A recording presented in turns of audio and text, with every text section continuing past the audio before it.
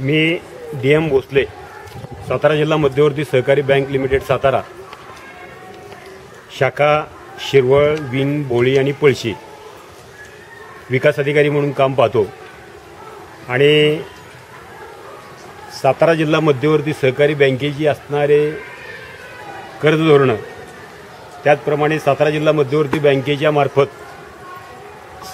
स्वीकारल्या जाणाऱ्या ठेवी, सभासदांचे उघडले जाणारे सेविंगची खाते, मुदत ठेव इत्यादी विविध प्रकारचं बँकेमार्फत कामकाज केलं जातं. सातारा जिल्हा मध्यवर्ती बँकेने 3 लाखाच्या वरच्या सभासदांना 2% कर्ज पुरवठ्यामध्ये व्याजाची सवलत सुरू केलेली आहे.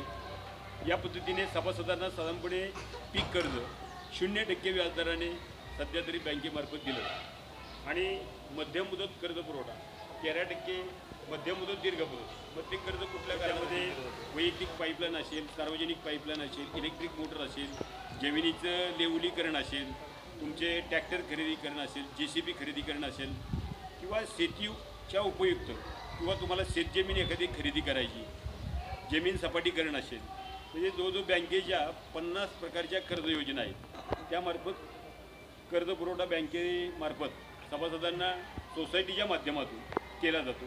त्याला साधारणपणे बँकेचा व्याजदर सोसायटीला 10.5% आणि सभासदांना साधारणपणे 13% पडतो. या 13% जे मध्यम मुदत दीर्घ मुदत कर्ज पुरवठा दिला जातो त्यामध्ये साधारणपणे वसूलपात्र हप्त्यावर बँकेची सध्या परिस्थिती अतिशय साऊंड आहे आणि साधारणपणे 69 कोटीचा गेल्या आर्थिक 31/3/2013ला बँकेला नफा झाला आणि त्या नफ्यातून साधारणपणे 15 ते 16 कोटी रुपये म्हणजे बँकेचे असणारे सभासद म्हणजे विकास सेवा सोसायट्या, वैयक्तिक सभासद, पाणी पुरवठा संस्था, म्हणजे तुमच्या पतसंस्था, अनेक अशा सभासद आहेत. मग त्यांना साधारणपणे 14% डिव्हिडंड बँकेमार्फत दिला जातो. त्याचप्रमाणे अनेक सवलती. मग त्यामध्ये शेतकरी मंडळाला कायमस्वरूपी ठेव मनुष्यानी 23,200 रुपयाची ठेव आता गेल्या आर्थिक वर्षामध्ये बँकेने दिली. बँकेने संचालक मंडळाने या 4 ते 5 वर्षामध्ये साधारणपणे 1,20,000ची वसुली प्रोत्साहन निधी मनुष्यानी प्रत्येक विकास सेवा सोसायट्यांना दिली.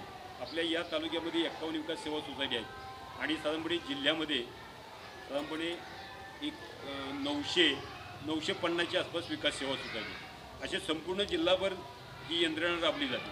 आणि हे ज्यावेळेला कर्ज पुरवठा आपण करतो की लोकांनी वेळेत कर्ज भरावं म्हणून वसुली प्रोत्साहन मनुष्याने एक योजना राबवते आणि या वसुली प्रोत्साहनामधून त्यामध्ये शेतकऱ्यांना म्हणजे जर तुम्ही थकबाकीदार राहिला नाही तर तुम्हाला मोफत म्हणजे तुमच्या 50,000पर्यंत आरोग्य विमा संरक्षण दिलं जातं, वैद्यकीय विमा उतरला जातो, त्या उघडलं जातं सातारा जिल्हा मध्यवर्ती बँकेमार्फत. यामध्ये प्रथमतः हा जो खाते ओपनिंग फॉर्म असतो, हा सेविंगचा खाते ओपनिंग जो फॉर्म आहे त्याच्यामध्ये प्रथमतः त्या सभासदाचं आम्ही असं ज्यावेळेला म्हटलं आहे त्यावेळेला त्या सभासदाचं नाव, त्याचं राहणारं ठिकाण, त्यांचा व्यवसाय म्हणजे त्यांचा पूर्ण पत्ता म्हणजे बाबा मुक्काम पोस्ट पळशी, तालुका खंडाळा, जिल्हा सातारा या पद्धतीने ते केलं जातं. त्यांचा व्यवसाय काय, बाबा शेती.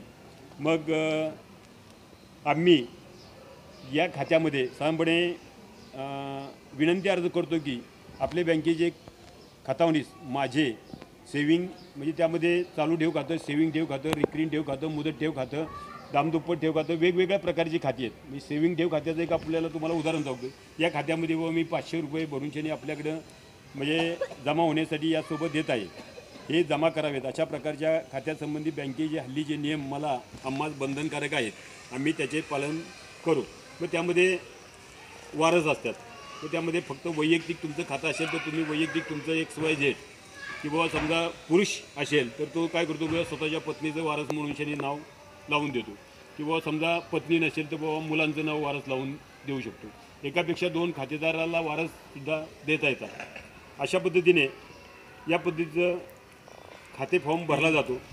आज तुमच्या म्हणजे अगदी सिनियर मुलांच्या समोरसुद्धा हे मला सांगण्याची सातारा जिल्हा मध्यवर्ती सहकारी बँकेचे कर्ज धोरण आणि ठेवी याविषयी माहिती सांगण्याची संधी मिळाली आणि अगदी अचानक तुम्ही मला बोलवून ही माहिती पळशी या गावामध्ये मी तुम्हाला सांगू शकलो. तुम्ही ती शांतचित्ताने सर्व विद्यार्थी सिनियर विद्यार्थी बंधू आणि भगिनी त्याप्रमाणे आमच्या स्टाफ या ठिकाणी आला. त्यांनी सुद्धा माझे 4 शब्द ऐकून घेतले. त्याबद्दल मी आपणा सर्वांचा आभार मानतो आणि या ठिकाणी मी माझे 2 शब्द थांबवतो. जय हिंद, जय महाराष्ट्र, जय